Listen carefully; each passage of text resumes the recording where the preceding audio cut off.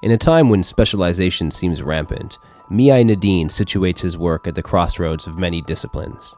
He's involved in electrical engineering, human-computer interaction, aesthetics, semiotics, anticipatory systems.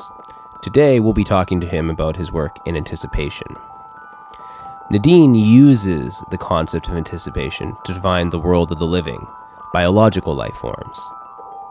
The idea being that the mechanistic, deterministic viewpoint of modern science and modern physics specifically is very effective at accounting for the world of physical things, for the world of matter, but completely inadequate to account for the complexities of living things.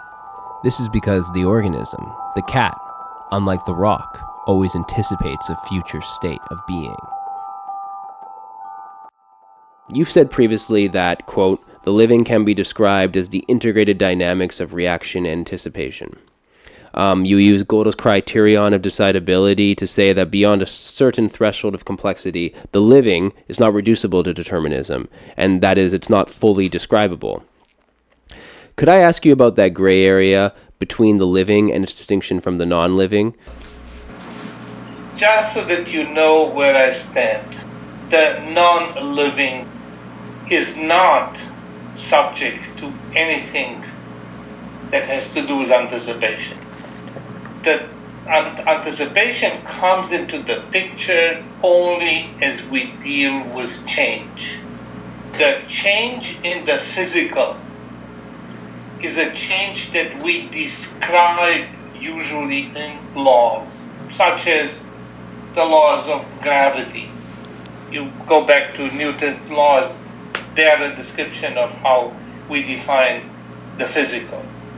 You go back to Einstein, and again you are dealing with the physical, in which case the dynamics, the changing of the world is further refined. These physical laws, of course, applies to everything that there is, because there is nothing in this world that is not embodied, that is not made out of matter, that does not have a physical reality. In this respect, there is no way that you would ever make the distinction in terms of how are the physical laws manifested. They are manifested the same way, whether you apply them or whether you look at the living from their perspective or whether you look at something else from their perspective.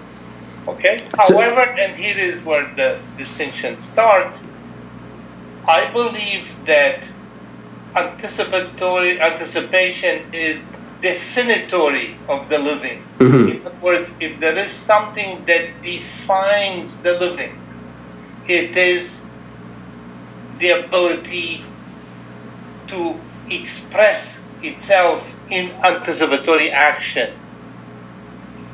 Always expressed in action. There is no such thing. And this is, one thing that my students know from me. If one would come to me ever and say, I anticipate, I will look in his eyes or her eyes and say, you have no idea what anticipation is. Okay. Yeah, anticipation has nothing to do with my or your or anyone's desire. I want to know what will happen in the future.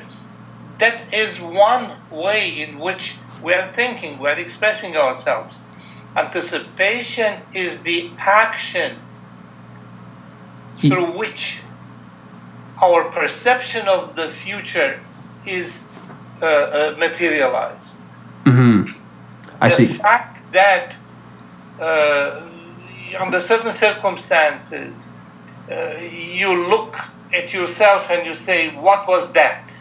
You moved your body to the left, to the right. You moved your body to the left or the right. And it turns out that something fell in that direction and you avoided the impact without even knowing that there was something taking place. Yes, yes. That is an anticipatory action of which you are not aware and which you cannot control. Yes. In some cases, we can take it upon ourselves to get involved in actions that are informed by our awareness of possible futures, such as we build a dam in order to prevent the river from causing damage. Mm-hmm. The action represented by the building of this dam is an action that, seen from the perspective of the time, is an anticipatory action. Yes. Behind it stays an activity as simple as we know to name it, to plan. So we are involved in planning activities. We plan certain things. But to say that the act of planning is an anticipation, no. It starts being an anticipation at the moment when it is expressed in an action. Yes. As opposed to physical law, where due to the nature of the relation between cause and effect, Mm-hmm. actions are related to each other in a deterministic way. Yes. In the territory of the living, in the territory of anticipation, we are in a domain of non-deterministic relation. Mm-hmm. Some of our actions are successful, and lucky us, we live. Yeah. Yeah. Some of our actions are not successful, and some of us do no longer live. Yes. Yes. So what is at stake is sometimes existence as such, and at other times the fact that in an unsuccessful anticipation you can get hurt. Mm-hmm. Mm-hmm. Accidents are an example of such things. In the physical world, there are no accidents in that sense. Okay, that makes sense. In the world, there is the direct relation between the cause and the effect. You slipped on ice, you can break a bone. You slipped on ice as a piece of physical reality, as a stone or whatever. What happens there is a physical phenomenon that can result in the splitting of the stone, Mm-hmm. but that does not mean that after the splitting of the stone, you are in the position in which the living is, your life will continue in a different manner. Yes. Yes. Half of the stone continues the same way, whether it is the big stone or the split stone. Yes. Okay? This makes things very, very interesting because most of the time, people who are educated in the tradition of reductionist thinking Mm-hmm. look at the human being as being a collection of parts. And you can take one part apart, you can even replace it. Yes. That's not really true. In the act of replacement, you changed already the living. And number two, if you take a part from the body, no matter which part, which means a cell or an arm or a leg or somebody's head, whatever, Mm-hmm. that part is of the same complexity as the whole. Yes. In the physical, once you go through the splitting, the level of complication is reduced. The physical is, for me, the domain of the complicated. Yep. The living is the domain of the G complexity. Yeah. Exactly. Yeah. That makes sense. That makes sense. I think maybe the reason I'm asking. Thanks for clearing that up. That does help. I think of course, yeah, like you said, the living is subject to the same physical laws as the non-living, of course. But I think what I'm asking you is because sometimes I feel sometimes in your work you draw parallels between semiosis, what Paris would call semiosis, and what you and Rosen would call anticipation, and you draw certain parallels between them. So I was sorry. Hello. Yeah, I'm listening. Yes. So I was just kind of wondering maybe. Obviously, some sort of confluences exist between what you mean by anticipation and what Peirce would call semiosis. But obviously, there's differences too. So I was wondering, maybe could you expand on this? How these two things are different? I'm very happy that you bring this up. Okay, great. I'm not sure that my answer will make you happy or make things more clear, but let me take it, slowly. Great. I was asked some years ago by one of my colleagues who happens to be a Canadian, so I'm great. to you from Canada in respect to Professor Bussac from Toronto. I was asked, how do you go about establishing the need for semiotics? Yes. I mean, how do you explain it? The need for numbers is very simple. It has to do with our desire to quantify things, to say why two different things weigh differently or two services are different, etc. And for that, numbers are relatively good. Mm-hmm. When it comes to semiotics, when we talk about the need, you really need to focus on what, in my opinion, is the subject of semiotics. Yes, of course. The subject of semiotics is meaning. The physical is characterized by data. The physical is characterized by these numbers that will describe a physical entity to any degree of detail that you want to achieve. Yes. Data will do that. In the living, while data is also pertinent, at least to the fact that we are embodied, we have a physical existence, the most important part of the living is the meaning. In the interaction among cells, in the work of neurons, in the works of the various parts of the brain, in the works of our body parts, we're not exchanging at any moment in time data. Numbers are irrelevant. Cells do not know the meaning of numbers. Yeah, of course, yeah. Cells do not process numbers. When you hear, and unfortunately 80% of the time that's what scientists say, the brain is calculating. The brain is never calculating anything, because this notion of calculation is the notion of a construct. It's our product. We made the numbers. They don't exist in the world, like grass and flowers and petals. And Yes.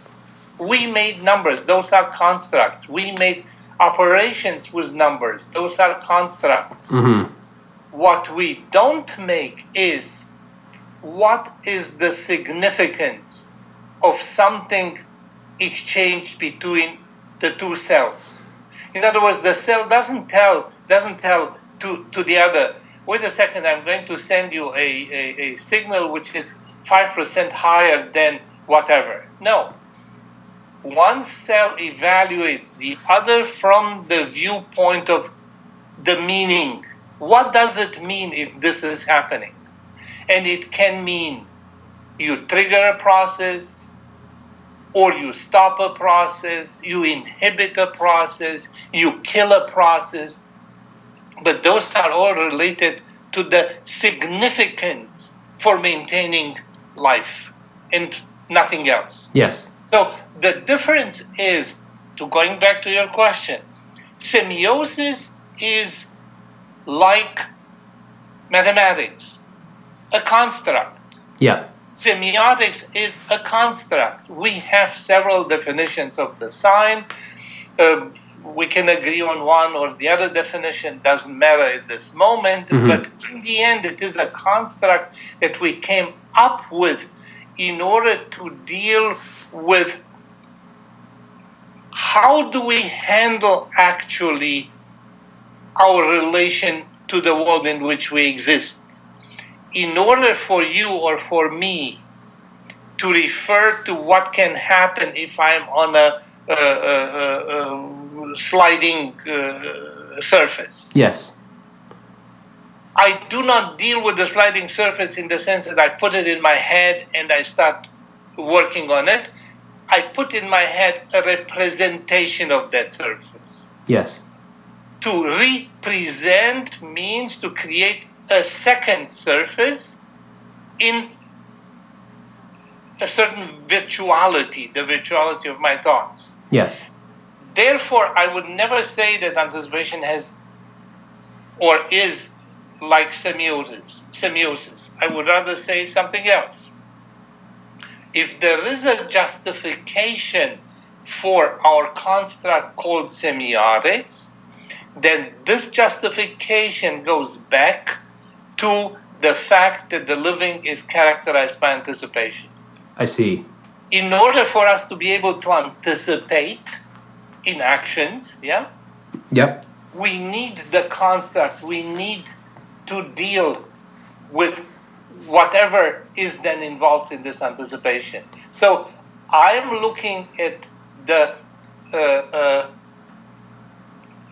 reason for semiotics to exist or to be justified in the fact that we have or that life comes as expressed through its anticipations. I see. Okay, so that helped tremendously. That actually cleared up a lot for me because that's the thing I noticed in your work. Well, there's certain schools of semiotics that I don't know what's an example. The sort of realist idea of biosemiotics, right, where signs are not constructs of understanding, like you're saying, but they rather exist on the object level, I guess, right? So there's there's different ways that people do it. So it was nice to clear up. It was nice for you to clear that up. It makes a lot of sense. So anticipation is not synonymous with that broad notion of semiosis that some people are carrying around these days. It's not the same thing. Yes. So that thank you. That helps a lot. Could I lead that into another question? Because I have for you. At the end of your paper, Semiotics is Fundamental Science, you briefly talk about Rosen's theories of modeling, and you say that they could be conducive to a new understanding of semiotics in setting a methodological framework for understanding the possibility of and necessity for the discipline, like you're saying. And could you maybe, since that was such a brief it was a brief mention at the end of this long paper, I was wondering if maybe you could say a bit more about how you think Rosen's theories of modeling and that I mean, I guess you'd have alluded to it in the previous question you just answered, in your previous answer, but could you maybe have a little bit more to say about how you think this theory of modeling could kind of set a new framework for semiotics and take it away from I guess an obsession with assigned definitions and all that. Yeah. In the meanwhile, I worked a little more on this idea, and if and when I will get really back to writing that book that is would be impertinently called A New Foundation for Semiotics. Yes.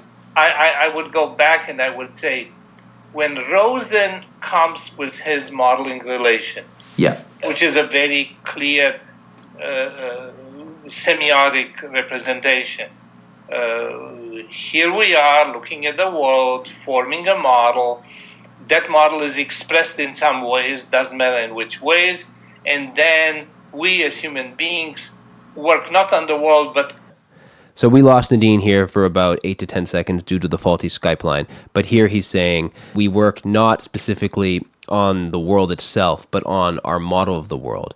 And when this model fails to explain what's actually going on in experience, then we have to go back and redraw this model. Okay, and now back to the interview. So this is what's called the fitting of the model. But in the meanwhile, I realized more and more that correctly the relation between the way we take in the world in our perception and the way we start explaining it or doing something with it is represented not by one model, but by the potentially an infinity of models. Some of them are more adequate, some of them less adequate. Some of them can be simplifications, such as people say today, we're nothing else but a computer, or the brain is nothing else but a computer. It's primitivism of a sort, but it is a model. You go then back and you say, maybe I'm right, maybe I'm wrong, let's do the fitting. But there are other people who said in history that, we're a numeric machine and we're whatever. The metaphor is common, yeah. All the nice previous explanations. Those were all models. Models are, in this case, nothing else but representations. So this goes for me back to the fundamental idea that while the subject of semiotics is the meaning, the way in which we express semiotic knowledge is through representations. In Rosen, we have really the first approach in which the relation between what we call the real world and what we call the model is represented through two typical semiotic operations, which are the encoding and decoding. He speaks explicitly about here is how I encode, here is how I decode. Okay? The difficulty is the expectation that the encoding and decoding are, so to say, one-to-one. In reality, encoding and decoding are ambiguous. Of course, yeah. And as opposed to the physical world that we can describe in the model without any ambiguity, when it comes to the living, we cannot describe the living without any ambiguity. That is the if you want, the curse or the reward of accepting the world as being a G complex. Okay. Okay. This makes sense. Yeah. That helps me a lot, actually. So, okay. So, I'm just trying to think about where I want to go now. For one thing, I'm excited about the possibility of that paper being. I didn't know you had any idea of making that paper, Semiotics as Fundamental Science, into some sort of book, because it's a long paper, 50 pages probably plus, and there's a lot of stuff in there. It'd be a great book. I was hoping it would be something like a book. So maybe one day. But maybe another question I want to clear up with you is. It seems to me that one of the really, I know you've said this yourself, one of the really difficult things when dealing with anticipation or understanding anticipatory systems is understanding the complexities of time and how different speeds of time exist differently for different organisms, but also different speeds for different individual processes. So even not on the organism level, there's lots of complexity there. Could I ask you how we should, how maybe we should be approaching understanding these complexities associated with time when we're trying to understand anticipation? For me, the revelation was at the moment when looking at the human being, in this case, I was able, with help coming from various colleagues of mine and friends who are involved in living sciences, to count so far almost 40 different clocks in the human body. The fact that there are so many clocks working at different speeds is already indicative of the fact that in this variety of processes that represent our living experience, there was a need for more than one clock. Yep. Ideally, you would say, the cheaper solution, the more economical solution, which the living always goes in that direction. You go for the easiest path, not for the most complicated path. The easiest would have been to have one clock that takes care of everything, but that's not the case. Mm-hmm. Absolutely not the case. So having so far counted till almost 40, I would not be surprised if others would count even further than 40. Yes. The variety of these different speeds at which intervals, so to say, are measured tells me something about the fact that this beautiful construct that we call time is really, in the end, a construct. Yeah. That in reality, we're dealing with intervals. What happens between two different processes, one succeeding or being even sometimes simultaneous, things like that. So looking at the speed is not enough. You also need to look at the time scale. Mm-hmm.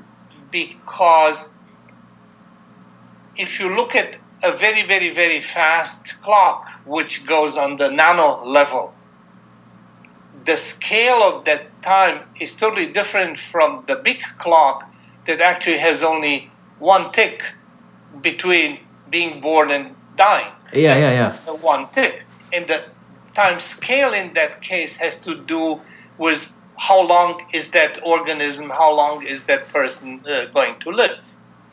So there are many, many processes that take place and are continuously discarded. They take place only in order to be replaced by others and others and others. And there are other processes that are relatively permanent. Consider the time embodied in the heartbeat. Mm-hmm. But even the heartbeat is not constant. Okay? No.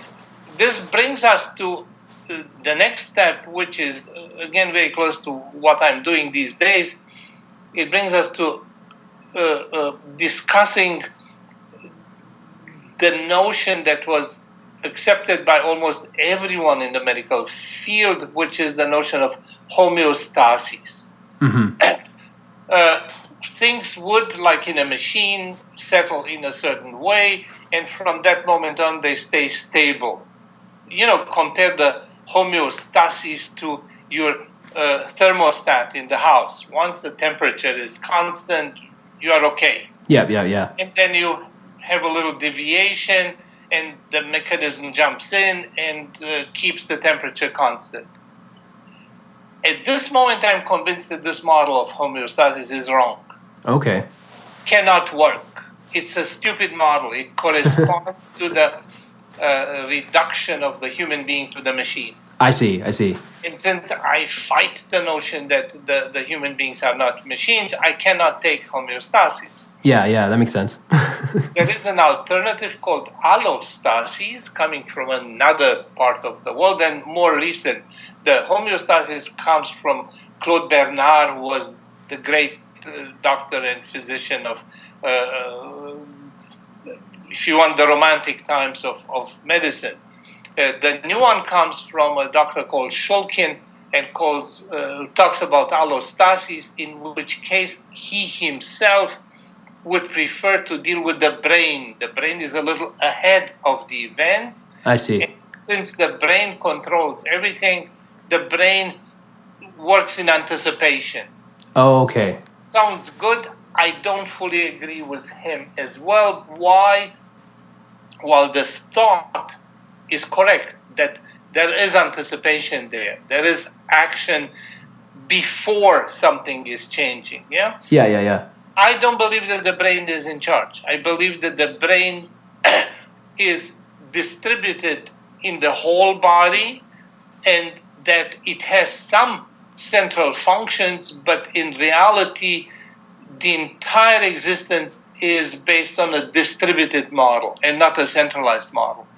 I dispute the fact that it is assumed to be a centralized model. The majority of our actions are initiated locally and not centrally. I see. That makes sense. Okay? Yeah. And so going back to your question regarding the timing, in a machine, you need only one clock. Yeah. That's the clock of the computer. That's the clock of if you drive a car. The first thing the guy at the garage will tell you, the timing is wrong. So I need to change the timing, to change a thing. In the human being, given the fact that we have so many different clocks, the issue is no longer what each clock is doing. The issue is the relation between the clocks. In the physical domain, clocks that are in the same room, so to say physically, end up by automatically synchronizing. In the living, thank God, that synchronization doesn't help. Yeah? We would be in a big mess. Yeah, of course. It is really a phenomenon that defies those laws of physics that we take for granted when we put on the same wall two clocks and they end up synchronizing without us doing anything to them. In the body, each of the processes continues in its own rhythm, and the interesting thing is that the outcome, which is of an anticipatory nature, is such that the entire organism profits from it. So if you want it, there's rather the aggregate value of all these times. And the aggregate value is not going to be measured, in your physical units. It's going to be measured in respect to the action that you are performing.